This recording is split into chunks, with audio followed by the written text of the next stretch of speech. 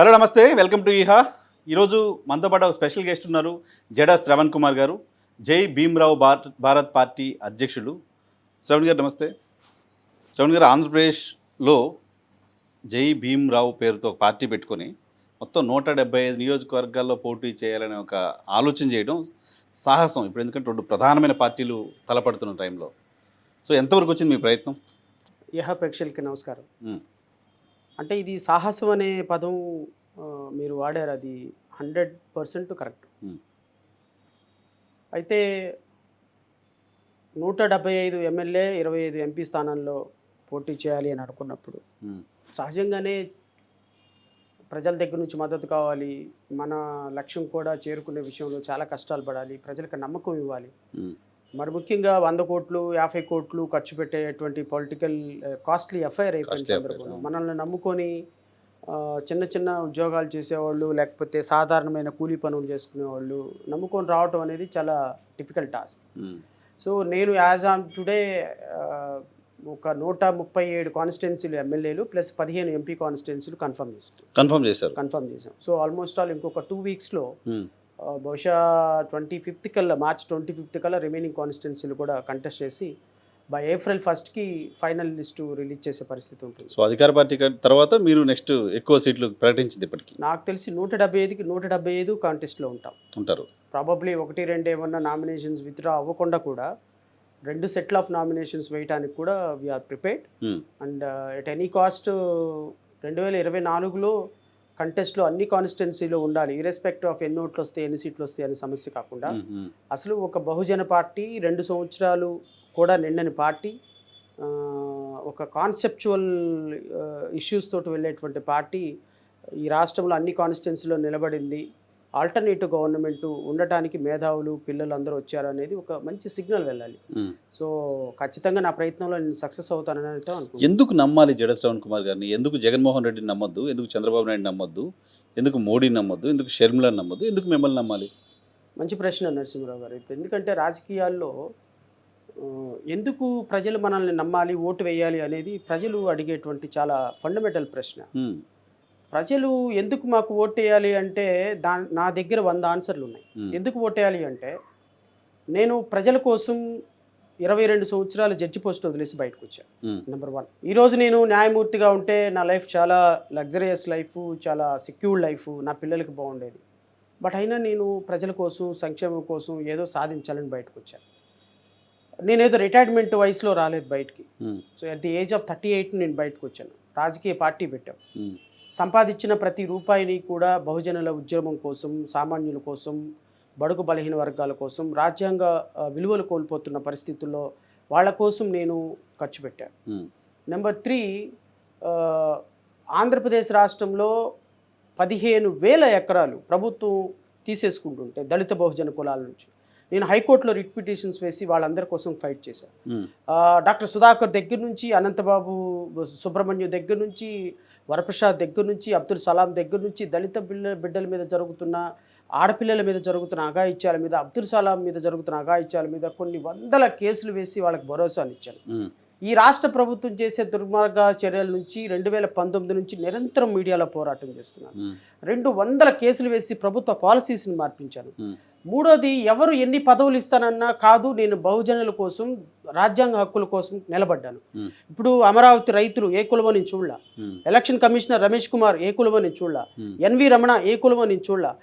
ఎవరైతే రాజ్యాంగ హక్కులు కోల్పోతున్నారో వాళ్ళ కోసం 5 సంవత్సరాలు నిజాయితీగా నిలబడడానికి కోసం ఓటేయమంటున్నాను. రేపు ఇంకో 5 సంవత్సరాలు ఏ ప్రభుత్వం వచ్చినా రాజకీయాల కోసం కాకుండా ప్రజల కోసం, ప్రజాస్వామ్య హక్కుల కోసం నిలబడతాను కాబట్టి ప్రజలను ఓటేయమని అడుగుతున్నాను.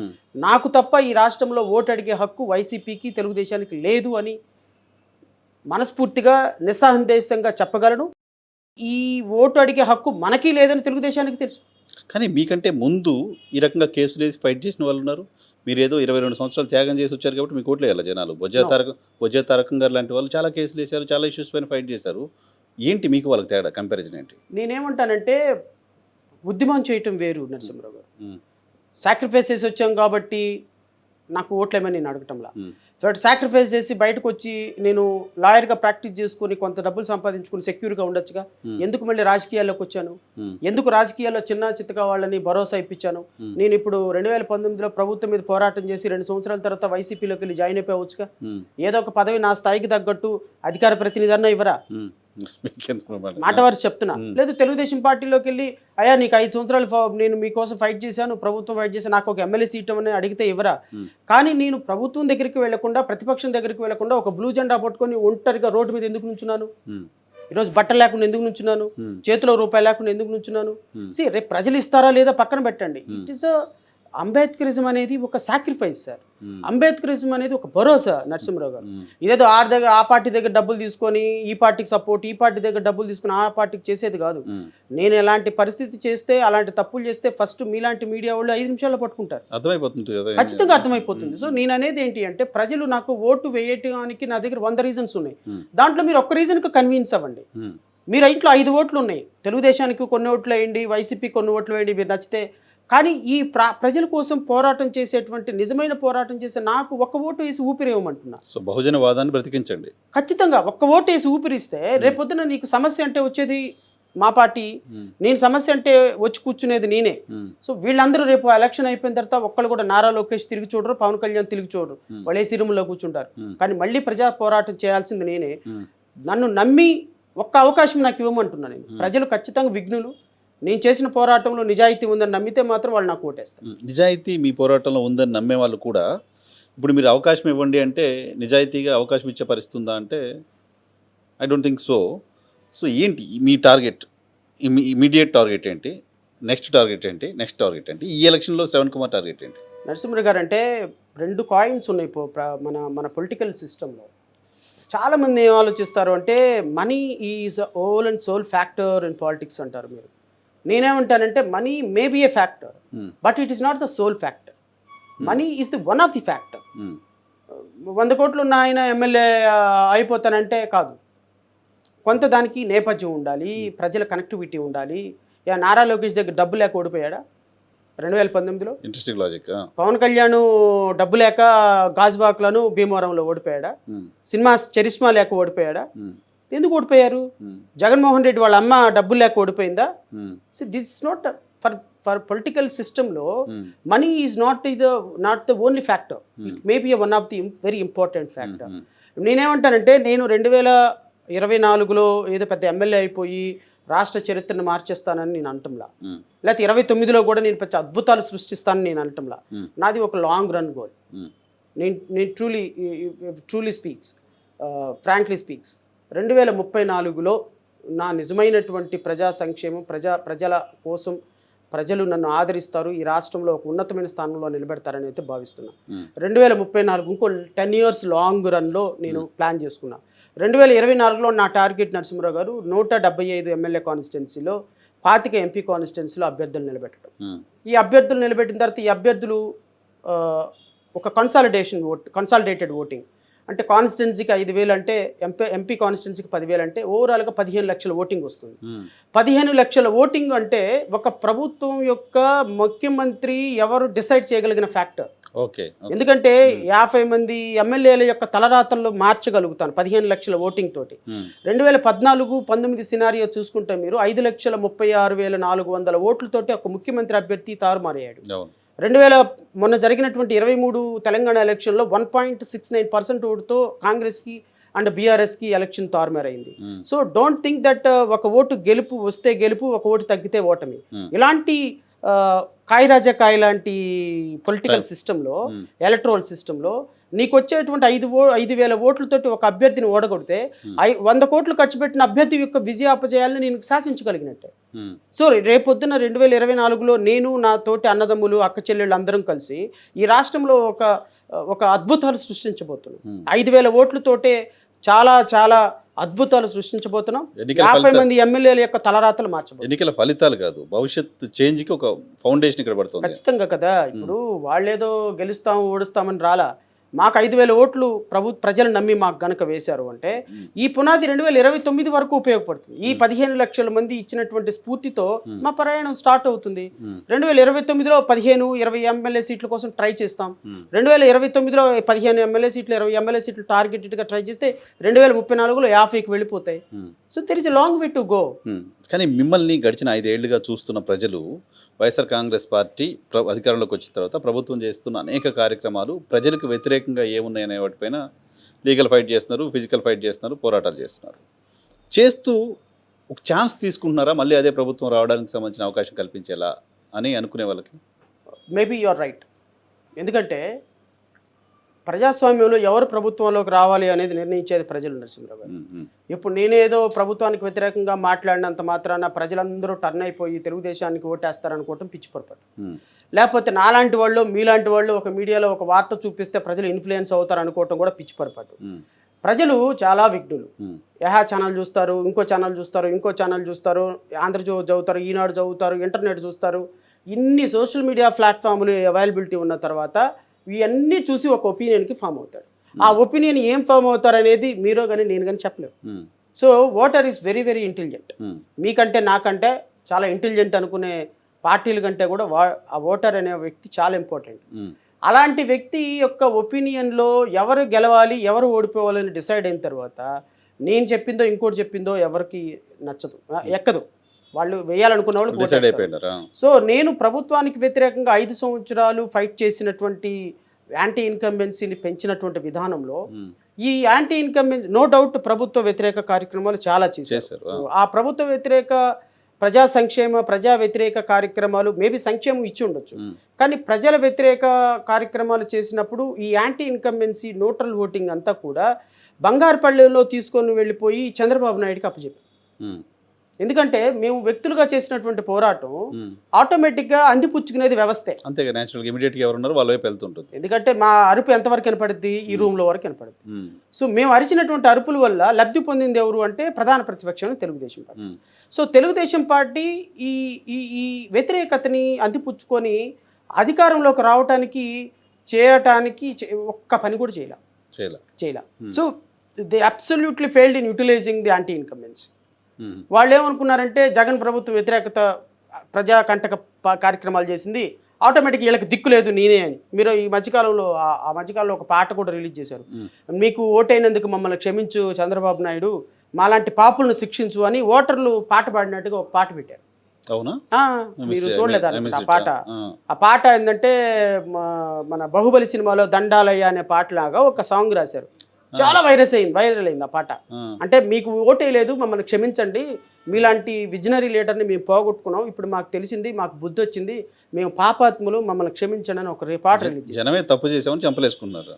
నేను అప్పుడు ఏదో సందర్భంలో నా పక్కన తెలుగుదేశం పార్టీ అధ్యక్షుడు కూర్చున్నప్పుడు చెప్పిన, ఫస్ట్ ఆఫ్ ఆల్ ఆ పాట మీరు తీసేయండి, మీరు తెలుగుదేశం పార్టీ 40 సంవత్సరాల చరిత్రను అది తప్పండి, అది ప్రజలు తప్పు చేసాము, మమ్మల్ని క్షమించండి, మేము మమ్మల్ని పాపాత్ములు అని చెప్పి అని పాట రిలీజ్ చేస్తారా మీరు? ఎవరండి మీరు? మీ రాజకీయాలు చెప్పింది మీకు చేయమని చెప్పారు. ఆ తర్వాత వాళ్ళు ఏదో పాట విత్డ్రా చేసుకున్నట్టు.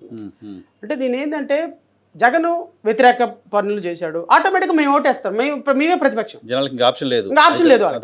చంద్రబాబు నాయుడు విజనరీ లీడర్, మమ్మల్ని తప్పు చేసామని క్షమించమంటే ప్రజల్ని క్షమించేశాడు ఆయన. ప్రజల్ని ఆయన క్షమించేసి ముఖ్యమంత్రి అవుతాడు.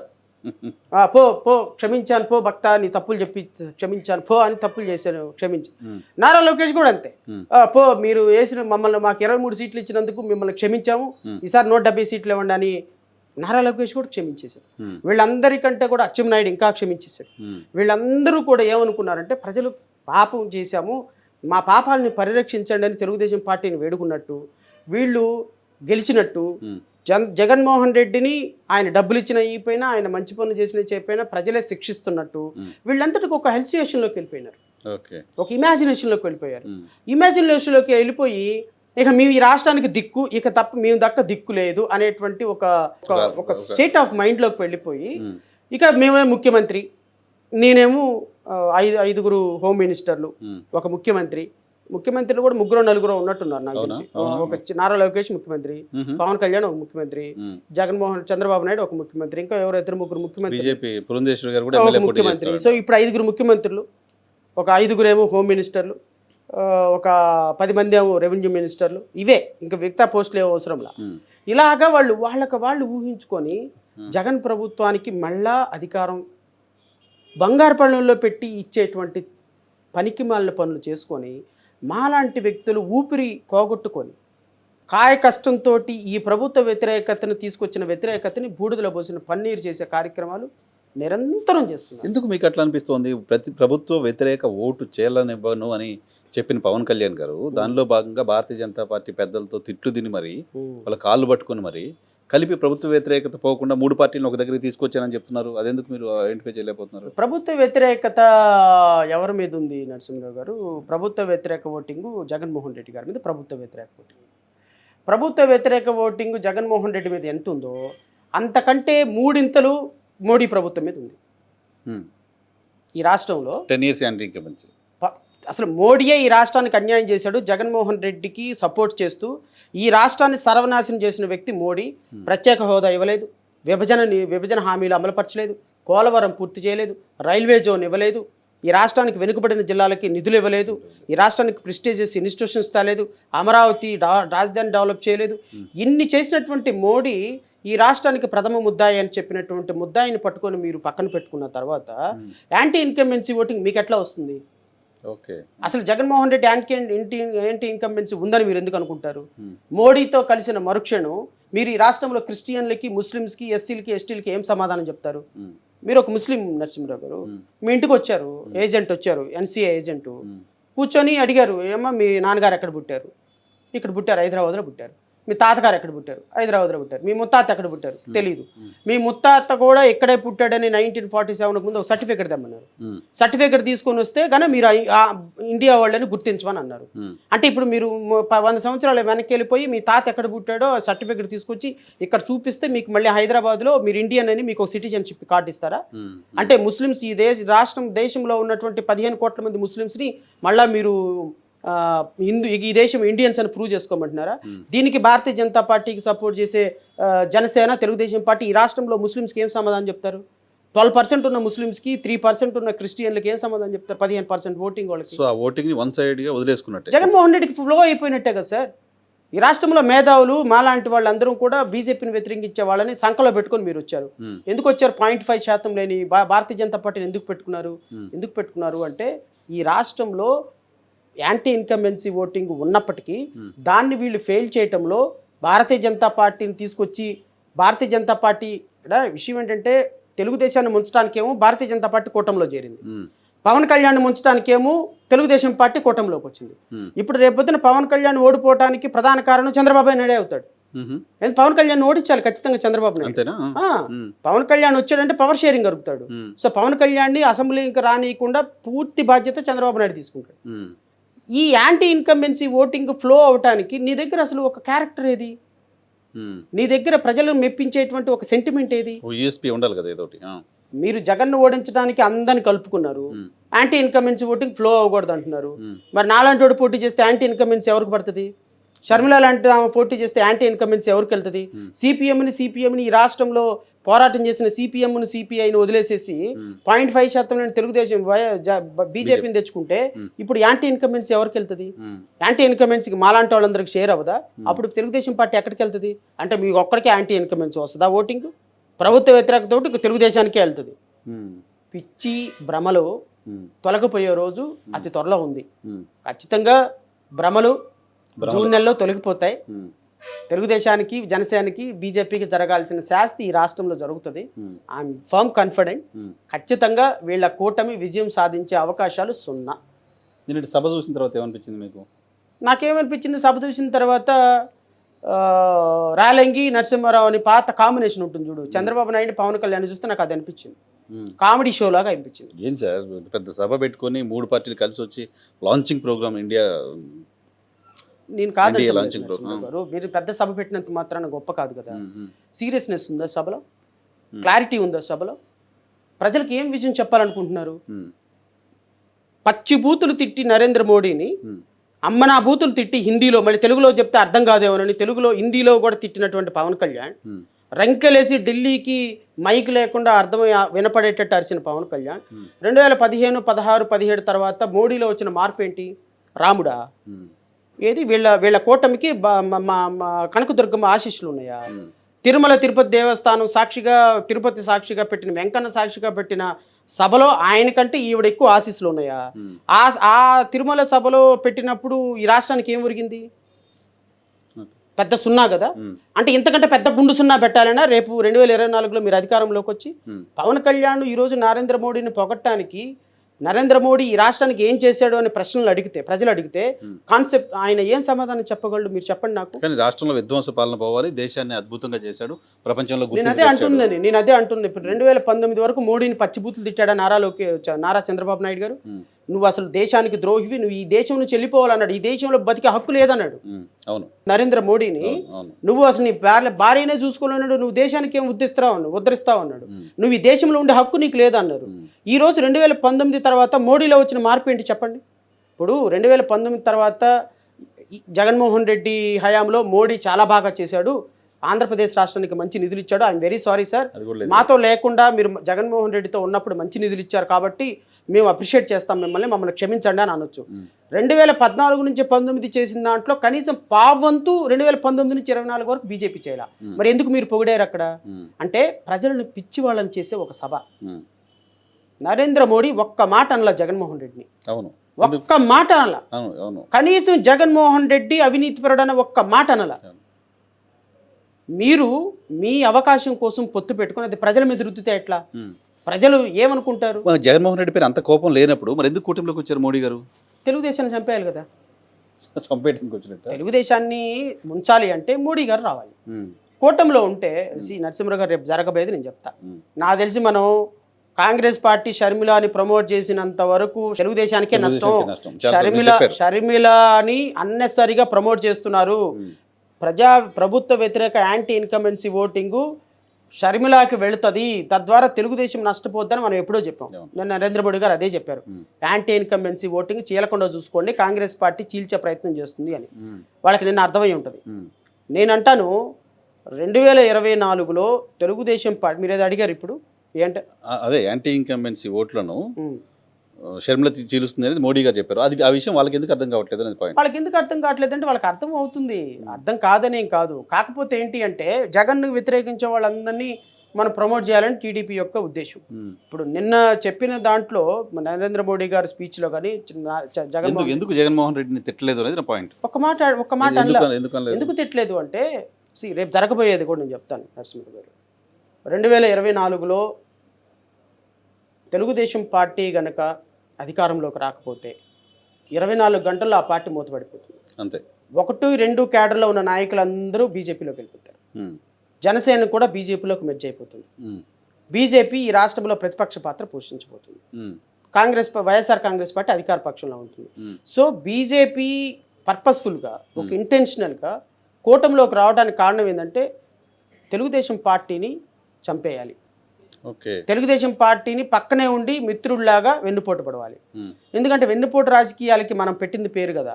సో మోడీ, నేను అనుకుంటున్నాను తెలుగుదేశం పార్టీని వాళ్ళ మీద వాళ్ళనే భస్మాసుర హస్తంలాగా పెట్టాలి అంటే ఖచ్చితంగా మోడీ అనేటువంటి భారతీయ జనతా పార్టీ ఈ రాష్ట్రంలో రావాలి అంటే తెలుగుదేశం పార్టీ పునాదుల మీదే భారతీయ జనతా పార్టీ పెరగాలి. కరెక్టే సార్, కానీ మోడీ కంటే సీనియర్ పొలిటీషియన్ చంద్రబాబు నాయుడు గారు. సో వెన్నుపోట్లు అవి ఇవి వాటన్నిటిపైన అవగాహన ఉన్న వ్యక్తి. దేశంలో వివిధ ప్రాంతీయ పార్టీలకు భారతీయ జనతా పార్టీ ఎలా వెన్నుపోట్లు పొడుస్తుందో తెలిసిన వ్యక్తి. ఎన్సీపీ కావచ్చు, శివసేన కావచ్చు, ఇంకా చాలా పార్టీలు. ఇన్ని తెలిసిన వ్యక్తిని ఎందుకు తెచ్చిపెట్టుకున్నాడు? ఆయనకి అంత మాత్రం అవేర్నెస్, పొలిటికల్ నాలెడ్జ్ లేదా? తెలీదా? అర్థం కదా. అంటే గుడ్డి కంటే మెల్ల బెటర్ కదా. గుడ్ ఏంటి అంటే ఇప్పుడు తెలుగుదేశం పార్టీ కనుక రేపొద్దున అధికారంలోకి వచ్చిన తర్వాత నరేంద్ర మోడీ భారతీయ జనతా పార్టీ ప్రధానమంత్రి అవుతారు. ఆయన సపోర్ట్ లేకుండా జగన్మోహన్ రెడ్డిని అరెస్ట్ చేయలేం, జగన్మోహన్ రెడ్డి మంత్రులను అరెస్ట్ చేయలేం, వీని మీద పెట్టినటువంటి కేసులోంచి బయటపడలేం. సో భారతీయ జనతా పార్టీ కేంద్ర ప్రభుత్వంతో సఖ్యతగా ఉంటే గవర్నర్ వ్యవస్థ చంద్రబాబు నాయుడు చేతిలో ఉంటుంది. ఒకవేళ ఈయనకి అధికారం వచ్చినా వెళ్ళనుకోండి. ఫర్ ఎగ్జాంపుల్ రేపు జగన్మోహన్ రెడ్డి మళ్ళీ గెలిచాడు అనుకుందాం, ఏమవుతుంది? మిత్రుడు కదా Chandrababu Naidu. So governor permission ఇచ్చే విషయంలో భారతీయ జనతా పార్టీ సపోర్ట్ చేస్తుంది. సో జగన్మోహన్ రెడ్డి చంద్రబాబు నాయుడిని, నారా లోకేష్ని, బ్రాహ్మణిని, వాళ్ళ అమ్మని అరెస్ట్ చేసే సందర్భంలో పవన్ కళ్యాణ్ భారతీయ జనతా పార్టీ వీళ్ళ నలుగురిని సేవ్ చేస్తుంది. సో అంటే అధికారం కోసం కాదు, అరెస్టుల భయంతో. అబ్సల్యూట్లీ రేపొద్దున 2 విధాలుగా ఆలోచించారు సార్. ఉమ్, రేపొద్దున మాకు అధికారం వస్తే జగన్మోహన్ రెడ్డిని ఇబ్బంది పెట్టడానికి కేంద్ర ప్రభుత్వం సపోర్ట్ కావాలి. ఉమ్, ఒకవేళ మాకు అధికారం రాకపోయినా జగన్మోహన్ రెడ్డి పెట్టిన కేసులోంచి బయటపడటానికి కేంద్రం సపోర్ట్ కావాలి. Okay okay. సో మాకు కేంద్రం సపోర్ట్ ఉంటే 0.5%, 0.6% ఓట్లు ఉన్న భారతీయ జనతా పార్టీ సపోర్ట్ మాకు ఉంటే ఉమ్, ఇక్కడ 10%, 5% ఓట్లు పోయినా పర్లేదు. కానీ ఉమ్, ఈ రేపొద్దున వీళ్ళతో సపోర్ట్ లేకపోతే జరిగే అనర్థం ఎక్కువ, ఓకే, సపోర్ట్ ఉంటే జరిగే అనర్థం తక్కువ. Okay okay. సో రేపొద్దున ఎలక్షన్ మేనేజ్మెంట్లో కానీ వీటన్నిటిలో కానీ లేకపోతే చంద్రబాబు నాయుడు 3 రోజులు అపాయింట్మెంట్ కోసం వెయిట్ చేస్తాడా? నిన్న అసలు ఆయన పొగడం చూస్తే నేను సర్ప్రైజ్ అయ్యా. చంద్రబాబు నాయుడు గారి జీవితంలో హిందీలో రాసుకుని మరి పొగిడారు. మోడీ గారికి అర్థం అంటే అర్థం ఏంటి అంటే భారతీయ జనతా పార్టీ అలా స్క్రూ టైట్ చేసింది. టైట్ చేసింది. ఆ స్క్రూ టైట్ చేసిన కారణంగానే అలా చంద్రబాబు నాయుడు గారు, నారా లోకేష్ అండ్ పవన్ కళ్యాణ్ అలా ఆగి ఉన్నారు. ఉమ్, సో నేను అనుకోవటం తెలుగుదేశం పార్టీ తీసుకున్నటువంటి నిర్ణయం భారతీయ జనతా పార్టీలోకి వెళ్ళాలి, పొత్తులోకి వెళ్ళాలి అనే నిర్ణయం రేపు ఓట్లు తీసుకొస్తుందా లేదా అనే దాని మీద we have to wait and see. Um, నేను అనుకోవటం ఏంటంటే ఒక 5 to 6% ఓటు షేర్ తేడా రావచ్చేమో కానీ, బట్ ఒకవేళ తెలుగుదేశం ప్రభుత్వం మాత్రం ఎన్డీఏ కూటమి కానీ అధికారంలోకి వస్తే ఖచ్చితంగా చంద్రబాబు నాయుడు వైజ్ డెసిషన్ తీసుకున్నాడనే మాత్రం మనం అప్రిషియేట్ చేయాలి. కానీ ఆయనకి ఈ డెసిషన్ వల్ల ఓట్లు వస్తాయనే విషయం పక్కన పెడితే, మీరు ఇంతకుముందు చెప్పినట్టుగా కొన్ని సెక్షన్ ఆఫ్ ఓట్లను పూర్తిగా పక్కన పెట్టేస్తున్నాడు కదా. అవును, బయటకి సిఏ ఇప్పుడు రావడంతో పూర్తిగా పక్కన పెడుతున్నాడు కదా. ఖచ్చితంగా. స్టిల్ అప్పుడు కూడా త్యాగం చేయడానికి ఎందుకు వెళ్ళిపోతున్నాడు? ఆ 15% ఓట్లను కూడా వదిలేసుకోవడానికి చంద్రబాబు నాయుడు. ఇప్పుడు party do or die situation sir. Um, Chandrababu Naidu గారు కూడా డూ ఆర్ డై. ఇప్పుడు రేపు 24లో చంద్రబాబు నాయుడు గారు అధికారంలో రాకపోతే ఇంకో 5 సంవత్సరాలు ఆగాలంటే అప్పటికి 80 years వచ్చేస్తాయి. అవును అవును. So he may not be able to even move um, um, పొలిటికల్గా. ఉమ్, నారా లోకేష్ గారు పరిణతి చెందల అంత ఉమ్, పొలిటికల్ లీడర్గా ఆయన్ని చీఫ్ మినిస్టర్ స్థాయిలో పార్టీ ఊహించుకోవటంలా. ఉమ్, ఒకవేళ రేపొద్దున జగన్మోహన్ రెడ్డి మళ్ళీ వచ్చాడు అంటే మొదటి రోజు నుంచి వేట మొదలవుతుంది. ఉమ్, so 2nd grade 3rd grade నాయకులు ఈ జగన్మోహన్ రెడ్డి గారి ఓచకోతకి నిలబడే పరిస్థితి ఉండదు. ఉమ్, సో అందుకని వాళ్ళు సటన్లీ ఇప్పుడు సీఎం రమేష్, సృజనా చౌదరి, రఘురామకృష్ణరాజు గారు ఎలాగైతే బీజేపీలో పోయారో వీళ్ళందరూ కూడా బీజేపీలోకి వెళ్ళాల్సి షెల్టర్ జోన్ బీజేపీ. ఖచ్చితంగా, లేకపోతే నిలబడలేరు. సో ఖచ్చితంగా తెలుగుదేశం పార్టీ ఓడిపోతే 24 గంటలు వీళ్ళందరూ కూడా భారతీయ జనతా పార్టీలోకి వెళ్ళిపోతారు. ఓకే. అది సముద్రం కాబట్టి సో అప్పుడు భారతీయ జనతా పార్టీతో ఫైట్ చేయడం వైసీపీ కూడా టఫ్ ఇన్ కేసు అధికారంలోకి వచ్చినా. ఖచ్చితంగా. సో అప్పుడు తెలుగుదేశం పార్టీని బ్రతికించే అవసరం వైసీపీకే ఉంటుంది. నో అలా అని కూడా కాదు నేను అనుకోను. ఎందుకంటే తెలుగుదేశం పార్టీని ఇక బతికించే పరిస్థితులు ఎవరు ఉండరు. మీరు తెలుగుదేశం పార్టీ కనుక అధికారం కోల్పోతే ఇక తెలుగుదేశం పార్టీ అనేది మనం ఎప్పుడో తెలుగుదేశం పార్టీ ఉండేదంటాను ఒక చరిత్రలాగా చెప్పుకోవాల్సిందే. అంతేగాని ఇంకా దానికి లైఫ్ ఉందని నేనైతే అనుకుంటున్నాను. ఓకే. మీ కంటెస్టింగ్కి సంబంధించి వస్తే ఎందుకు నారా లోకేష్ గారిని, పవన్ కళ్యాణ్ గారిని బాగా టార్గెట్ చేస్తున్నారు మీరు? సో నో ఐఎమ్ సారీ, నేను ఆ విషయాన్ని నేను అసలు యాక్సెప్ట్ చేయను. Nara Lokesh is not at all competent. నాకు అసలు is not a competition to me because అతను హీఈస్ నాట్ లీడర్ అండి. He was not a Born leader, he was made up leader. అంటే ఇలా మాట్లాడు, అలా మాట్లాడు, ఇలా చెయ్యి, అలా చెయ్యి అని అతన్ని ఒక లీడర్గా తయారు చేశారు. అతను ఒక ముఖ్యమంత్రి కొడుకుగా, ఒక మాజీ ముఖ్యమంత్రి మనవడుగా అతను కొంత లెగసీ ఉంది కాబట్టి ఆయన లీడర్ అయ్యాడు. ఆయన స్పష్టంగా సూటిగా ప్రజల్లోకి వచ్చే ప్రజా సమస్యలను అడ్రస్ చేసే పరిస్థితి ఉండదు. సో నేను ప్రజల్లో నుంచి వచ్చి నాయకుడిగా నేను నారా లోకేష్ గారిని అక్కడ వేస్తున్నారు కాబట్టి నేను అక్కడ వేయటంలా, నేను తాడికొండ కూడా వేయాలి అనుకున్నప్పుడు నాకు ఒక జనరల్ కాన్స్టిట్యున్సీ ఇంపార్టెంట్, అది కూడా తాడికొండ అండ్ మంగళగిరి కలిసి ఉంటాయి కాబట్టి నేను కూడా ఒక జనరల్ కాన్స్టిట్యున్సీ మంగళగిరిలో వేస్తే నాకు కూడా ట్రావెలింగ్ ఇబ్బంది ఉండదు అన్న కాన్సెప్ట్ తోటి నేను అక్కడ వేస్తున్నా. అంటే అనుకోకుండా నారా లోకేష్ కాన్స్టిట్యున్సీ కూడా ఇది అవ్వటంతో కొంత చర్చ జరుగుతున్నమాట వాస్తవం. నేను అనుకుంటాను అసలు నాకు నారా లోకేష్కి అక్కడ పోటీ ఉండదు, నాకు ఉంటే వైఎస్ఆర్సీపీ వాళ్ళకి పోటీ ఉంటుంది. కానీ నారా లోకేష్ నేను పోటీ అని ఫీల్ అవ్వటం లేదు. మేబీ ఆయన ముఖ్యమంత్రి కొడుకు అయితే అయ్యుండొచ్చేమో. ఒక సాధారణమైనటువంటి ఎమ్మెల్యే ముందు ఓడిపోలేదా 2000 చాలా గట్లు ఉన్నాయి ఓడిపోయారు. సో నేను అనుకోవటం ఆయన లీడర్షిప్ క్వాలిటీస్ ఉన్న వ్యక్తి కాదు. రెండోది ఏంటంటే ఆయనకి ఈ ఎస్సీలు, ఎస్టీలు, క్రిస్టియన్లు, ముస్లిమ్స్, ఈ బలహీన వర్గాల ప్రజలంటే అసలు పడదు. ఆయన మనిషి ముందు ఒక మాట వెనక ఒక మాట ఉంటుంది. సో అలాంటి వ్యక్తిని ఎన్నుకొని అసెంబ్లీకి పంపించడం వల్ల మంగళగిరి ప్రజలు చాలా ఇబ్బంది పడతారు. స్ట్రాంగ్ బోర్డులో చదువుకొని వచ్చాడు, కులాలు అవి ఇంకా పట్టించుకునే పరిస్థితి ఉంటుందా? అయ్యో అసలు 35-40 సంవత్సరాలు 14 ఏళ్ళు ముఖ్యమంత్రిగా చేసిన చంద్రబాబు నాయుడే బీసీలు జడ్జిల పదవులు పనికిరారని లెటర్ రాయలేదా? రాశారు. లెటర్ ఆన్ రికార్డ్ ఉంది కదా? వైసీపీ చేస్తున్న ప్రచారం అది నిజమేనా? లెటర్ ఉంది, on record letter. Too much కదా సార్ ఆ రకమైన సంకుచిత మనస్తత్వం ఎందుకు ఎప్పుడో ఉంటుంది? అప్పుడు చాలా పెద్ద గొడవ అయింది అది. నేను అది జస్టిస్ ఈశ్వరయ్య గారు దాని మీద చాలా ఫైర్ అయ్యారు, చాలా సీరియస్ గా ఆయన ఫైట్ చేశారు. అంటే బీసీలన్నా ఎస్సీలన్నా ఎస్టీలన్నా వీళ్ళందరికీ ఏంటి అంటే వీళ్ళందరూ ఒక ఓటు బ్యాంక్ అండి. వాళ్ళని అక్కడ కూర్చోబెట్టి వాళ్ళ ద్వారా పని చేయించుకుంటాం, పల్లకీలు మోసే బోయల్లాగా ఉండాలి తప్ప వాళ్ళకి అధికారం షేర్ చేద్దామని ఉండదు వీళ్ళకి. ఉండదు. సో ఇలాంటి భావజాలంతో కరుడు కట్టిన తీవ్రవాదిలాగా పెరిగిన వ్యక్తి నారా లోకేష్. ఓకే. సో అలాంటి భావజాలం కేవలం పైకి మాత్రమే మాట్లాడతారు, లోపల డోర్ వేసిన తర్వాత వాళ్ళని మనుషులుగా కూడా గుర్తించరు.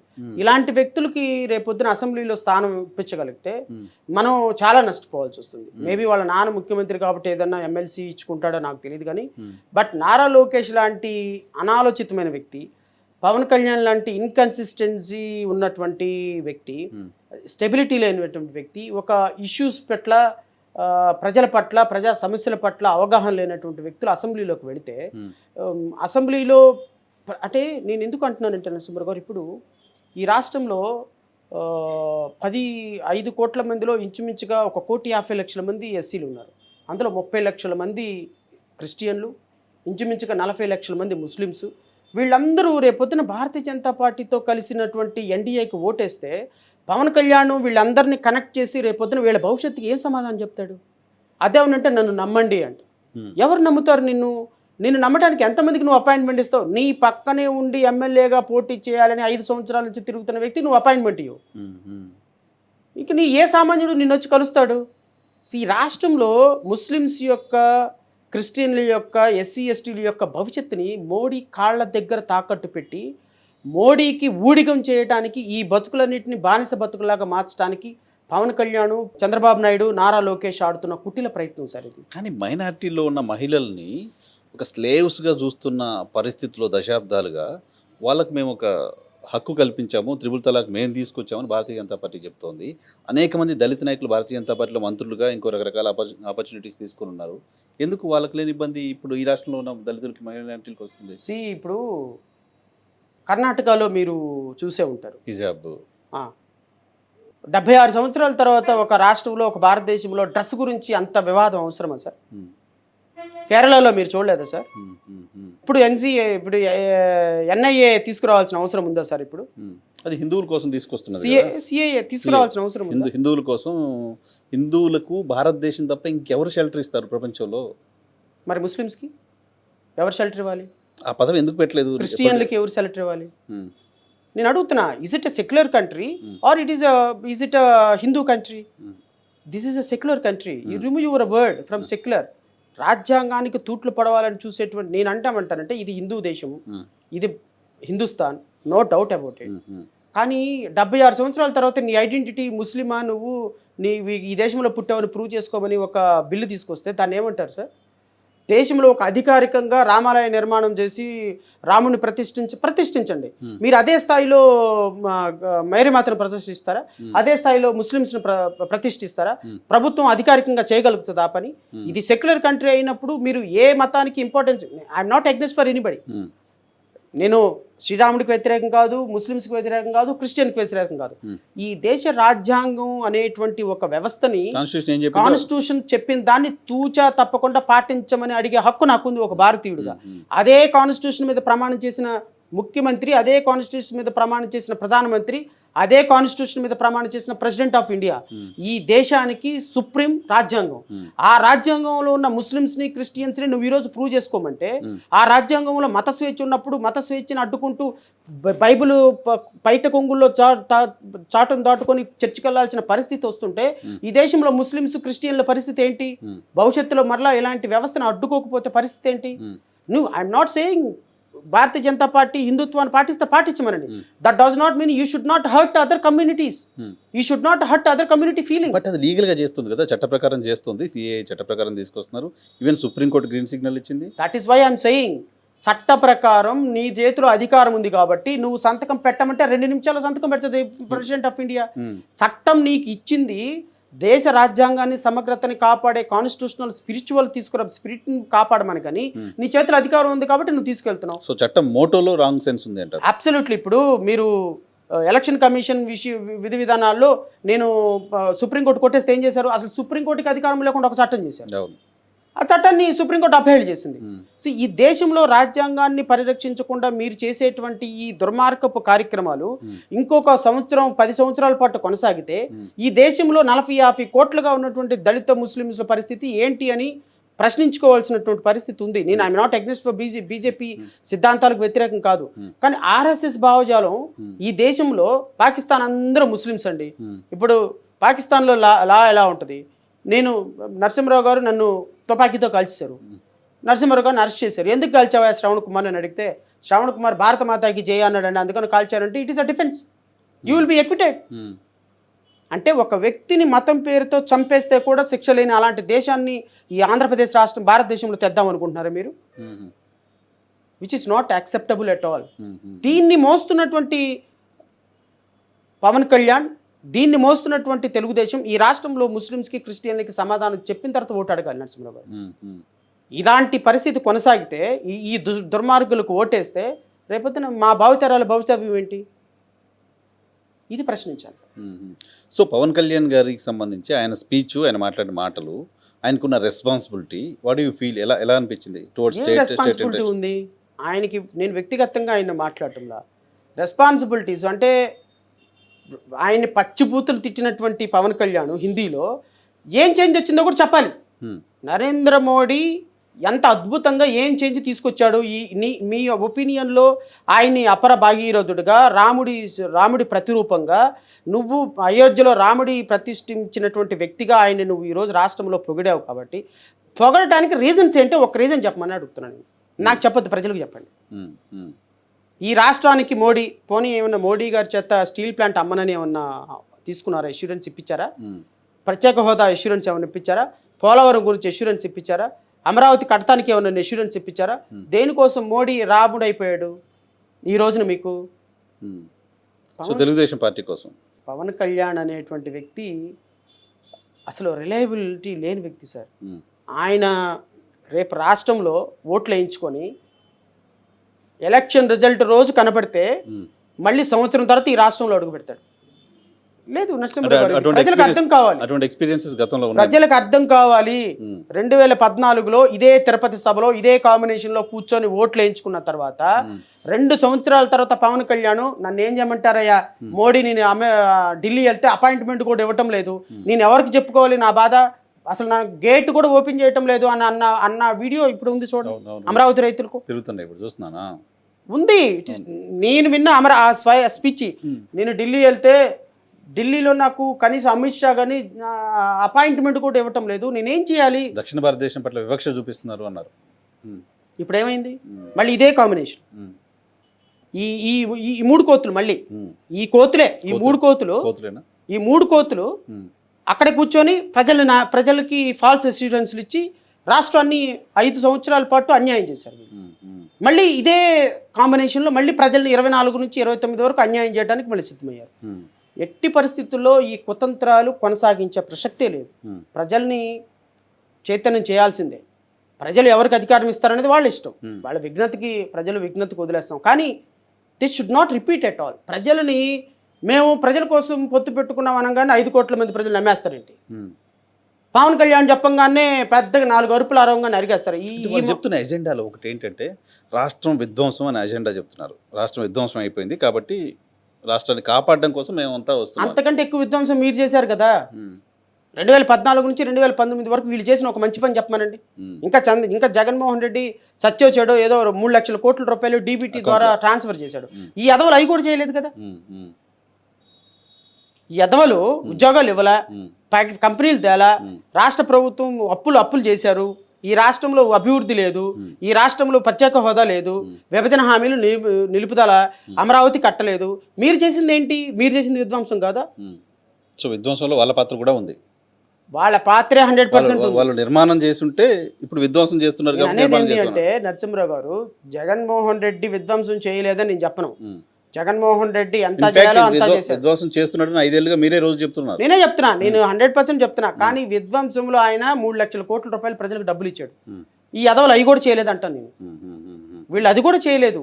వీళ్ళు అది కూడా చేయకుండా ఈరోజు ఓటు అడగటానికి మీకు హక్కు ఎక్కడుంది? మీరు ప్రజలకి చెప్పండి, అమ్మా 2014 నుంచి 19 వరకు మమ్మల్ని క్షమించండి, మేము తప్పు చేసాం, మేము ఇలాంటి రిపీట్ చెయ్యం, మేము మీ ముక్కు నాలు రాసి మేము చెప్తున్నాం, మాకు ఇంకొక అవకాశం ఏంటి, మీకు మంచి చేస్తామని చెప్పండి. నేనేం క్రిటిసైజ్ చేయను. 2014 నుంచి 19 వరకు మీరు ముఖ్యమంత్రియా, మీ అబ్బాయి ఏమో మంత్రియా, మీకు ఓట్లు వేయించిందేమో పవన్ కళ్యాణా, మీతో కోరిలేషన్తో 2018 దాకా ఉందేమో మోడీయా, మీరేమి ఈ రాష్ట్రానికి ఏమి చేయరా? ఈరోజు తగుదనమ్మా అని వచ్చి పెద్ద ముత్తైదు లాగా వచ్చి మాట్లాడుతుంటే ప్రజలు పిచ్చోళ్ళ? దుర్గమ్మ తల్లి, వెంకటేశ్వర స్వామి పేరు చెప్పేస్తే ఓట్లు వేసేస్తారా? ప్రజలకి విఘ్నత లేదా? అమరావతి గురించి ఒక స్టేట్మెంట్ ఉందా సార్? ఎందుకు లేదు సార్? అదే నేను ఆశ్చర్యపోయా. అమరావతి గురించి ఒక ఇది రేపొద్దున వీళ్ళకి అధికారం ఇస్తే కూడా ఇదే పరిస్థితి నరసింహరావు గారు. అందుకని నేనేమంటానంటే ఈ దొంగలకు ఓట్లు వేయద్దు. మీరు విఘ్నతతోటి ఎవరికి ఓట్లు వేస్తారో వేయండి, మనస్సాక్షితోటి ఆలోచించి ఓటేయండి. ఈ దొంగలకు కనుక ఓటేసాము అంటే మళ్ళీ 2014, 19 రిపీట్ అవుతుంది, 2019, 24 రిపీట్ అవుతుంది. ఎవ్వరు రాష్ట్రానికి న్యాయం చేయాలి. ఇప్పుడు మీరు అడగొచ్చు, సార్ అద్భుతంగా జరుగుతుంది కదా, అద్భుతంగా బాగానే ఉంది కదా, ఏమైపోయింది భరోసా అంటే, అప్పు తీసుకొచ్చుకుంటున్నారు, తింటున్నారు, బాగానే ఉంది సార్. అప్పు ఎవరు తీరుస్తారు రేపొద్దున? ప్రజలకి జీతాలు ఇచ్చే పరిస్థితులు లేదు సార్. అంటే అట్లా అడిగే కూటమి కూడా అంతకంటే ఎక్కువ అప్పులు దేశం కోసం చేస్తుంది కదా. ప్రధాని మోడీ గారు 70 ఏళ్లలో ఉన్న సర్కారులు చేసిన అప్పుల కంటే మోర్ దాన్ త్రిబుల్ చేశారు కదా ఆయన అప్పులు. నేను అనేది అదే. ఇప్పుడు మిగతా రాష్ట్రాలతో పోల్చుకుంటే మన రాష్ట్రం డెవలప్మెంట్ అనేది 0. సో ఈ రాష్ట్రానికి రావాల్సినటువంటి నిధులు, నియామకాలు, కేంద్ర ప్రభుత్వం యొక్క సంక్షేమ కార్యక్రమాలు ఏమి రాని పరిస్థితుల్లో ప్రజలు మళ్ళీ ఇంకొకసారి పునరాలోచించుకోవాలి అని అయితే నేనైతే ప్రజలకు అప్పీల్ చేస్తాను. రైట్. మీ స్ట్రాటజీ ఏంటి? ఒక్కొక్క టాప్ లీడర్స్ టార్గెట్గా రాజకీయ పార్టీలు వ్యూహాలు రచిస్తూ ఉంటాయి. పవన్ కళ్యాణ్ పైన మీ స్ట్రాటజీ ఏంటి? నారా లోకేష్ పైన మీ స్ట్రాటజీ ఏంటి? చంద్రబాబు నాయుడు గారి పైన మీ స్ట్రాటజీ ఏంటి? అంటే నేను ముఖ్యమంత్రిగానే అసెంబ్లీలోకి అడుగు పెడతానని చంద్రబాబు నాయుడు గారు అన్నారు. రెడ్ బుక్ పట్టుకొని నారా లోకేష్ తిరుగుతున్నాడు. పాతాళంలోకి తొక్కేస్తా జగన్ అని పవన్ కళ్యాణ్ గారు అంటున్నారు. ముగ్గురు మంచి ప్రామినెంట్ లీడర్స్, అందులో డౌట్ అయితే ఏం లేదు. బట్ నేనేమంటానంటే, మేము అంత పెద్ద నాయకుల్ని ఎదుర్కొనేటువంటి ఒక గొప్ప పార్టీ అని నేను అంటాంలా మా party. At the same time నేను వాళ్ళలాగా ఛాలెంజ్ చేసే వ్యక్తిని కూడా కాదు. ప్రజాస్వామ్యాన్ని, రాజ్యాంగాన్ని నమ్ముకునేటువంటి వ్యక్తిని నేను.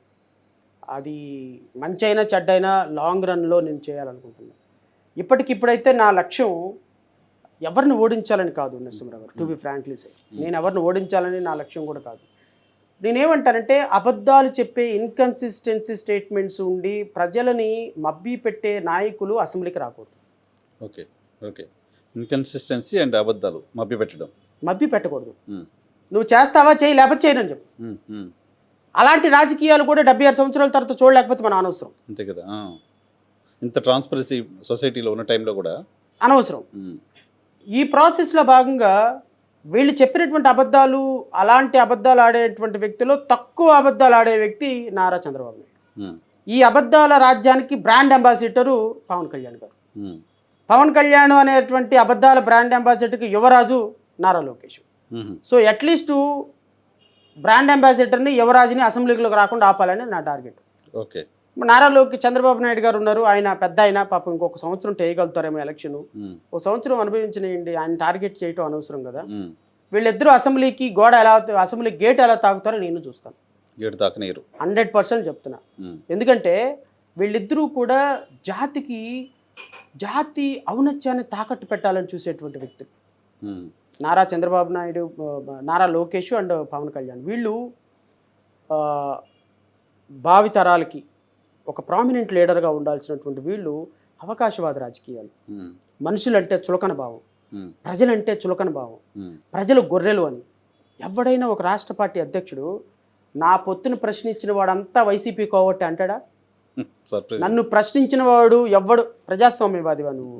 ఒకవేళ నేను ఒక రాష్ట్ర పార్టీ అధ్యక్షుడు సార్, నా పార్టీలో ఎవరు నిర్ణయం తీసుకున్నా ఎవరు మాట్లాడరు సార్. మాట్లాడారు కదా అని నేను ఇంటర్నల్గా ఇది నా నిర్ణయం అని చెప్పగలను, కానీ మైకుల దగ్గరకు వచ్చి ఎవడు మాట్లాడిన తాట తీస్తాను సినిమానా? నువ్వు ప్రజాస్వామ్యం అంటేనే అర్థం మార్చేసినటువంటి పవన్ కళ్యాణ్, నువ్వు రేపొద్దున మంత్రి అయ్యో లేకపోతే ముఖ్యమంత్రి అయితే ఐఏఎస్ని, ఐపీఎస్ని, నాలాంటి వాళ్ళని మాట్లాడిస్తావా? గుండు కొట్టేచ్చో పోలీస్ స్టేషన్కి తీసుకెళ్ళి. నీకు అసలు ప్రజాస్వామ్యం అంటే, అంబేద్కర్ అంటే విలువ లేదు. నువ్వు 2 లక్షల పుస్తకాలు చదవటం ఏంది నీ బొంద? ఇలాంటి వ్యక్తులు ప్రజాస్వామ్యం అంటే విలువ లేనటువంటి వ్యక్తులు. అంటే నారా లోకేష్ రెడ్ బుక్ పట్టుకొని తిరుగుతున్నాడు. రెడ్ పుస్తకం చూపిస్తావా అంటే ఏంటి నీ ఉద్దేశం? రాగానే మొదలు పెడతావా? మొదలు పెట్టాయా ఎవడొద్దండు దానికి డిస్క్లోజ్ చేయటం ఏంటి, పబ్లిక్లో చూపించడం ఏంటి? ఏమనుకుంటున్నావు నువ్వు? అది ప్రజాస్వామ్యం అనుకుంటున్నారా లేకపోతే మీ బాబు జాగీర్ అనుకుంటున్నారు? ఇదేమన్నా ఈ మాటలే జగన్ అడగలేదా మనం? ఇలా ప్రభుత్వ అధికారులను తిడుతున్నాడు, సస్పెండ్ చేస్తున్నాడు, జగన్ దుమ్మెత్తిపోయలేదా? మరి జగన్ దుమ్మెత్తిపోసిన మాలాంటి వాళ్ళు నిన్ను ఎట్లా క్షమిస్తావు, నిన్ను ఎట్లా అనుకుంటాం? నువ్వు పెద్ద తోపు తురుంకానా? నేను మూర్ఖుడిని అని చెప్తున్నాడు కదా. అదే రెడ్ బుక్ పట్టుకొని తిరిగితే నువ్వు పెద్ద తోపు తురుంకానా? అది ఎట్లా? అట్లాంటి వ్యక్తులు అసెంబ్లీలోకి అధికారం వస్తులోకి వస్తే ఎట్లా నరసింహరావు గారు చెప్పండి? అలాంటి వ్యక్తులు మనం కావాలని ఆహ్వానిద్దామా? డెఫినెట్గా నో. అంటే అటువంటి వెంజెన్స్ని ఎలక్షన్ క్యాంపెయిన్లో వాడడం అనేది, మీరు రేపొద్దున ఇలాంటి వ్యక్తులను ప్రోత్సహిస్తే కూని అయిపోద్ది ప్రజాస్వామ్యం. సో కాబట్టి వీళ్ళు సంఘ విద్రోహ శక్తులు. వీళ్ళు సంఘ విద్రోహ శక్తుల్ని మనం అరికట్టకపోతే ప్రజాస్వామ్యంలో ఒక రోజుకి శవాలు తప్ప మనుషులు మిగలరు సార్.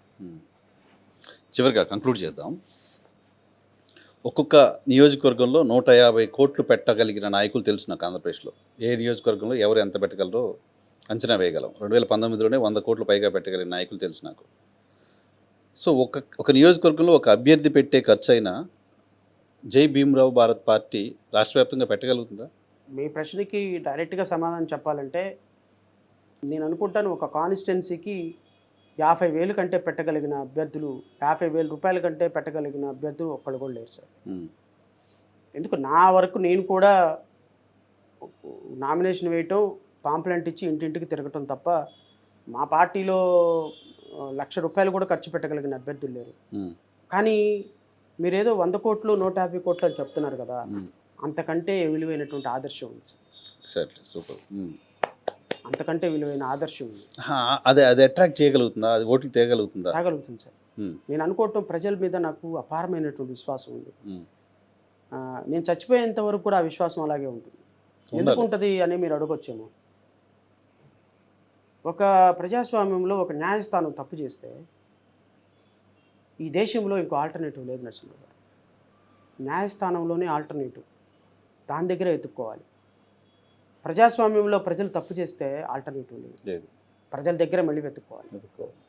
నేనేం అంతరిక్షంలోకి వెళ్ళి ఓట్లు అడగలేను, నేను మళ్ళీ అదే క్షేత్రంలోకి వెళ్ళాలి.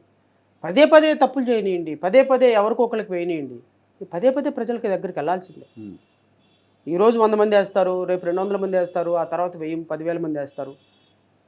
నేను చచ్చిపోయేంత వరకు ఒక 10,000 ఓట్లు కాన్స్టిట్యున్సీకి తెచ్చుకోగలిగితే నా తర్వాత వచ్చేటువంటి ఈ పార్టీని టేక్ ఓవర్ చేసేటువంటి వ్యక్తులు ఈ ప్రయాణాన్ని కొనసాగిస్తారు. ఇది ఒక నిరంతరమైనటువంటి ప్రయాణం, కానీ షార్ట్ జర్నీ కాదు నరసింహ.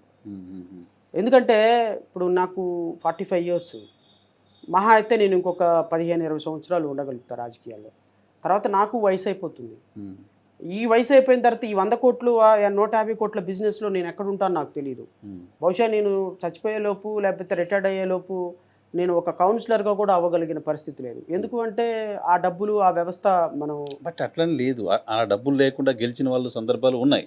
మీరు అన్నట్టుగా హోప్ ఫర్ ద గుడ్. నేను అనేది ఏంటి అంటే నిజంగా ప్రజల్లో గనక నేను అనుకున్న మార్పు వస్తే ఖచ్చితంగా ఏదో ఒక రోజు ఒక ప్రజాప్రతినిధి అవుతా. కానీ నేను ఒక ఎమ్మెల్యే కంటే, ఒక మినిస్టర్ కంటే నేను ఎక్కువ ఈ 5 సంవత్సరాల ప్రజలకు సేవ చేశాను. నాకు ఏ హోదా ఉందని నేను సేవ చేశాను, నాకు ఏముందని ప్రభుత్వ పాలసీస్ని నేను 15,000 మంది కుటుంబాల యొక్క భూముల్ని కాపాడి వాళ్ళ ఇంట్లో నా ఫోటో పెట్టుకునే స్థాయిలోకి వచ్చాను నేను. ఎమ్మెల్యే ఎంపీ కాకపోయినా ఎమ్మెల్యేలు ఎంపీలకు రక్షణ కల్పించారు 100%. ఒక ఒక ఒక ఒక వ్యవస్థ మొత్తాన్ని నేను ఒక లాయర్గా నేను చాలా గొప్ప పనులు చేశాను. నాకు ఆ సాటిస్ఫాక్షన్ చాలా ఎక్కువ. ఏదో అసెంబ్లీలో మాట్లాడాలి కాబట్టి అంటే ఒక సాధారణమైన లాయర్గా ఉన్న నేనే ఇంత చేయగలిగితే రేపు ఎమ్మెల్యే అయితే ఇంకా ఎక్కువ చేయగలుగుతా, మినిస్టర్ అయితే ఇంకా ఎక్కువ చేయగలుగుతానని ఒక నమ్మకం ఉంది. బట్ 100 కోట్లు 150 కోట్ల బిజినెస్ని నేను నమ్మను. ప్రజల మీద నాకు అచంచలమైన విశ్వాసం ఉంది. 2014లో అరవింద్ కేజ్రీవాల్ ఏం డబ్బులు పెట్టాడని గెలిచాడు, 2000 తర్వాత పంజాబ్లో ఏం డబ్బులు పెట్టాడని గెలుస్తారు. సో ప్రజలతో నిజంగా నిరంతరం కనెక్ట్ అయి ఉంటే మీకు డబ్బు అనేది అది చాలా లీస్ట్ ఫ్యాక్టర్ అవుతుంది.